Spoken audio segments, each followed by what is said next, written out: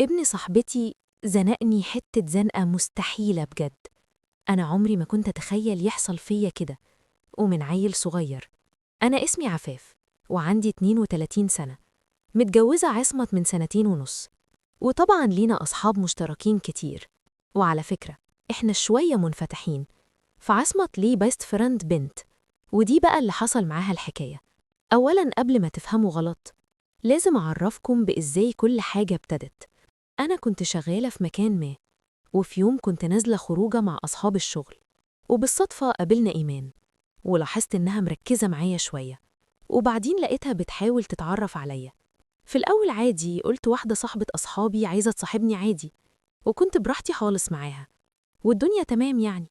وفضلنا نخرج شوية سوا، وبعدين لقيتها بتقولي في مانع ينزل معانا حد تاني. أنا استغربت لأن إيمان كانت متجوزة، فليه يعني هتجيب حد غير جوزها؟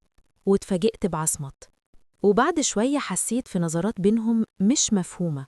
وفضل عصمت ينزل معانا، وبحس إن إيمان بتفتسح المجال بيني وبينه، وبتروح مثلا تلاعب ابنها وتسيبني معاه، وحاجات كده كانت في الأول غريبة، لحد ما كلمتها بكل صراحة، وهي قالت لي إن عصمت دي أخوها، وهم أصحاب من بدري، وهي عايزة تجوزه، وإنه معجب بيا. وأنا ارتبكت جدا واتخضيت، بس طبعا انتوا عارفين الباقي، إننا اتعرفنا واتجوزنا، وكانت هي السبب يعني، وبقت صاحبتي أصلا. فأنا مفيش مشكلة معايا في وجودها، أنا كمان بحسها أكتر إنها أختي يعني. المهم نيجي بقى لابنها الصغير، ميدو. ده كارثة حقيقي. الطفل ده مش طفل عادي أبدا، هو جميل قوي ومرح قوي، بس بيعمل حاجات مش طبيعية نهائي. هو عنده 10 سنين، وهحكيلكم بداية مواقفه معايا. في يوم أسود، أمه سابته عندي، وكنت مضطرة أنزل بيه أروح أشتري عيش. وأنا واقفة في الطابور ومسأل بيه، ببص بطرف عيني لأنه كان ساكت، وده كان مخوفني. لقيته بيحط إيده في جيب البنطلون اللي ورا الراجل واقف في الطابور. أنا دمي نشف، بشد إيد الولد، الراجل لف شاف إيدي أنا، معرفتش أعمل إيه غير إني اتجمدت في مكاني، وقلت له أقسم بالله، عارف لو حلفتلك إنه مش أنا مش هتصدقني؟ والولد بكل براءة، لأ، وهي حرامية أنا عارفها. كتمت بقه وشلته ومشيت بيه وأنا نفسي أولع فيه. بس مش ده الموقف خالص. كنا سوا أنا وإيمان بنشتري حاجات ولبس وكده، وحصلت مصيبة. أنا دخلت أقيس الهدوم، وحط الهدوم بتاعتي على الشماعة، وعمري ما كنت أتخيل إنه في اللحظة اللي فتحت فيها الباب الولد يدخل يستخبى ورا هدومي، وأنا مشغولة بحكي مع إيمان اللبس حلو ولا لأ. أرجع علشان أغير لبسي، بقلع لقيت اللي المفروض طفل قدامي وبيضحك. أنا من الصدمة ما كنتش قادرة أعمل أي حاجة، كنت واقفة بس.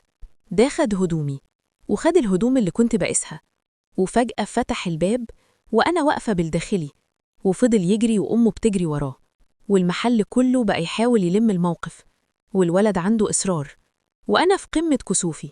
الموقف طبعا بشع، بس محدش قدر يجيب الولد. فاللي حصل إني مش هقف كده طول حياتي، فاشتريت لبس وطلعت من أوضة التغيير، وقلت الإيمان خلاص هنعمله إيه، كفاية فضايح كده. وطبعا ما كناش قادرين نمسك الطفل، فقلت الإيمان إنه لما يشوفنا مش مهتمين خلاص هيسيب حاجاتي.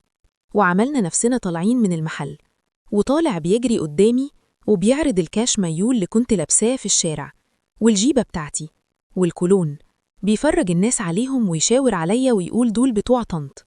وده عدى، لكن لما قال في الشارع بأعلى صوت طنط عندها للاليس كبيرة مخبياها في هدومها. عايزة أقول لكم أنا كنت بحاول ما موتش بالجلطة في اليوم ده. أنا فعلا كنت مزنوقة في حتة موقف زبالة.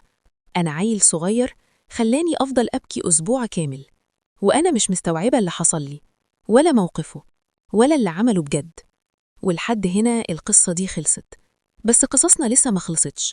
لو عجبتك القصة ما تنساش تدوس لايك وتعمل متابعة علشان القصص الجاية، وتأكد إن كل القصص بتاعتنا هتكون عفوية من الحياة اليومية.